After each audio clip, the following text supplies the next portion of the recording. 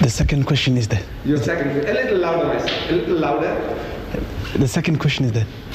Why we hear that, and the Bible tells us that God created a man, and so we have a different nation here, population here. So now, why did God allow blacks to be suffer? Yes. Now I will explain that. You see, the creation is the creation of God. But mankind, he creates his own standards of judging. Like, for example, we are told by certain groups of churches that the black people of the earth are the children of Ham. You see, Noah, you heard the name Noah, after the flood. In the Genesis chapter 9 you read, Noah, after the flood, him and his 3 sons, Sam, Ham and Japheth, they started growing grapes. And from the fruit of the vine, they fermented the wine. And Noah drank too much. And he was lying naked. I'm reading this from the book of Genesis, chapter 9.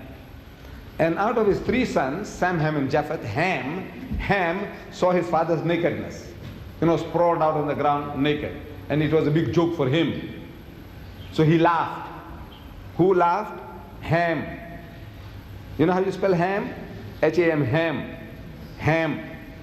H-A-M, ham, you also spell for that piece of pig. See? You know the Englishman, he loves ham and eggs. Ham and eggs. How do you spell ham? That's right. So this person's name was Ham, one of the sons of Noah. His name was Ham. And he saw his father's nakedness and he laughed. Big joke. The other 2 sons, they felt remorse, ashamed of the father's condition. So they took a piece of cloth and they walked backwards and they covered up the father. The father, in the meantime, he knew what was going on, but he was too dead drunk to do anything about it. But when he came into his senses, he began to curse.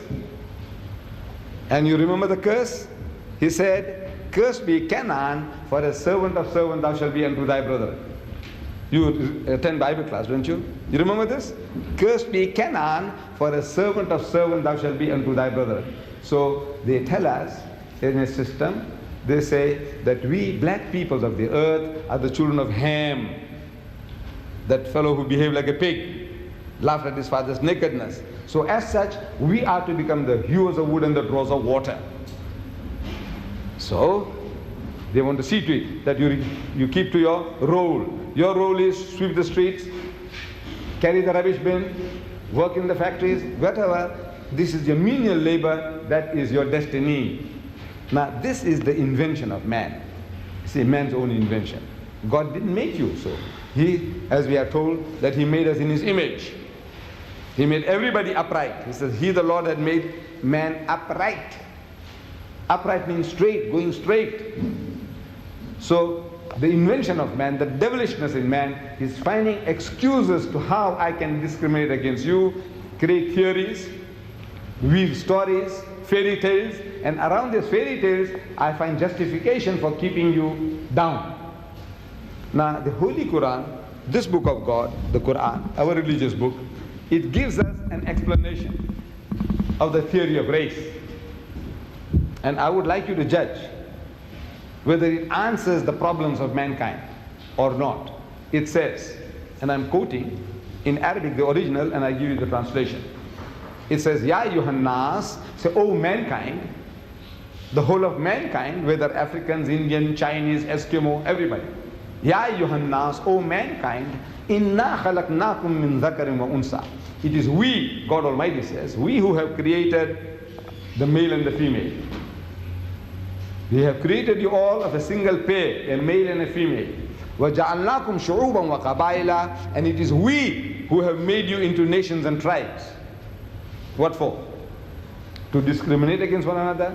No. It's لِتَعَارَفُوا, that you may recognize one another. This Mr. John is a Zulu, that Mr. John is a Xhosa, that Mr. John is a Swazi, that Mr. John is an Englishman, that Mr. John is a Frenchman, that Mr. John is a German. For the purpose of recognition, he has made you into nations and tribes. But since man has a sickness of wanting to discriminate on false premises, so God Almighty gives us the standard. We all have a tendency to behave like that. All. There is no exception. There is no nation on earth who is an exception to this rule, that everybody wants to create standards of judging other people as inferior to themselves. You said the African just now, and I accept that the African is, in the South African context, he is at the lowest rung of the ladder. Economically, educationally, in the professions, he is at the bottom rung. That we have to agree. But now among the Africans, we have Zulus. I was questioning the students. I says, are you all Zulus? The majority way. Some said no, she is a Xhosa. Somebody said something Tswana. But now the majority of the people that are here in this institute are Zulus. Am I right? Right. Now ask the Zulu. Ask the Zulu, what is Zulu? Izulu. What does it mean? Izulu. The heavens. No? Izulu. You are the heavenly people. Izulu. Yes, that's in your mind. Izulu, we are the topmost people. Among the Africans, who is the greatest tribe, the warrior nation, the topmost nation? Your title, the name, your name of your race is also Zulu. Izulu. And what about the others? What do the Zulu say? Isilwane. Am I right? What does it say about the others? The Xhosa, the Swazi, the Tswana, what are they? Isilwane. No, this is the nature of man. Everybody. The Arab said, I'm the Arab, means we are the eloquent people, and the rest of the world is Ajam, meaning dumb. The Jews said, we are the children of God, and the rest of them are Gentiles. You know, Jews and Gentiles. What is Gentile? Means unclean, filthy, dirty people. All the rest of the world, uncircumcised, filthy, dirty people. This is the nature of man. Every human being on earth, whether he's an Indian, whether he's a European, whether he's an Englishman, he feels better than the German. The German feels he's better than the French, and the French feels he's better than the Italian. So this is the nature of man. So God Almighty, He gives us a standard. See, since man has the sickness of creating false standards for himself, this Creator, God Himself, He gives us a standard of judging between people. And the judgment is, it says, Inna akramakum indallahi atqakum. So most certainly, the noblest in the sight of God is he who is the best in conduct. Not good or bad, not rich or poor, not black or white, but the best in conduct. If your behavior is better for mankind than mine, you are a better person. If my behavior is better than yours for mankind, then I'm a better person. It has got nothing to do with your race, your language, your color, or your riches. This is the standard as given by God Almighty in the Holy Quran, standard of judging between one and another. Your behavior, your conduct, your good behavior. Any other question?